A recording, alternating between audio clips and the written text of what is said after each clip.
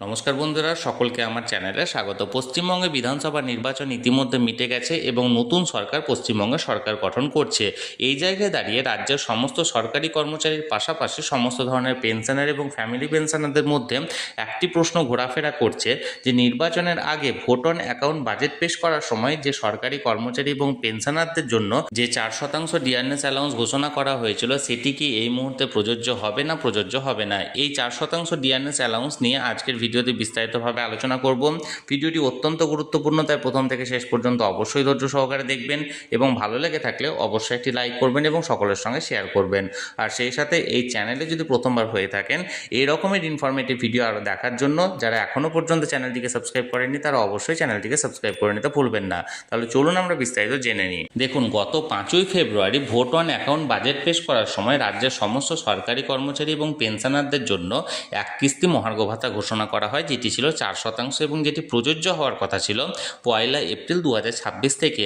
কিন্তু সেটি ঘোষণায় থেকে গেছিল, সেই নিয়ে কোনো রকম কোনো জিও বা গভর্নমেন্ট অর্ডার তৎকালীন সরকারের পক্ষ থেকে জারি করা হয়নি এবং স্বাভাবিকভাবে ইতিমধ্যে রাজ্যের সমস্ত সরকারি কর্মচারী এবং পেনশনাররা তাদের এপ্রিল মাসের স্যালারি বা পেনশনটি তাদের অ্যাকাউন্টে ইতিমধ্যে পেয়ে গেছেন এবং যেখানে অর্থাৎ এই স্যালারিতে পুরনো 18% হারে ডিআরএস রেট ধরে স্যালারিটি ক্রেডিট হয়েছে, যেখানে অতিরিক্ত 4% ডিআরএস অ্যালাউন্স কিন্তু দেওয়া হয়নি।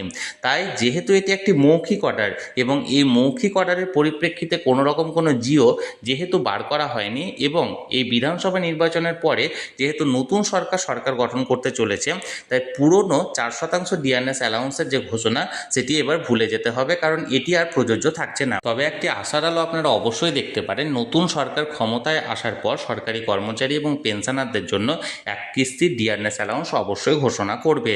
তবে এটি একটি আশার কথা, আমি সবসময় চোখ রেখেছি, যে কোনো আপডেট আসা মাত্র তৎক্ষণাৎ সেটি আপনাদের সঙ্গে শেয়ার করে দেব। তাই যারা যারা এখনও পর্যন্ত চ্যানেলটির সঙ্গে যুক্ত নেই অবশ্যই চ্যানেলটিকে সাবস্ক্রাইব করে চ্যানেলটির সঙ্গে যুক্ত হয়ে যান। আর এই ভিডিওটি ভালো লেগে থাকলে অবশ্যই একটি লাইক করুন এবং সকলের সঙ্গে শেয়ার করুন। আর সেই সাথে এই চ্যানেলে প্রথমবার হলে অবশ্যই চ্যানেলটিকে সাবস্ক্রাইব করে রাখুন। ধন্যবাদ, দেখা হচ্ছে পরের ভিডিওতে।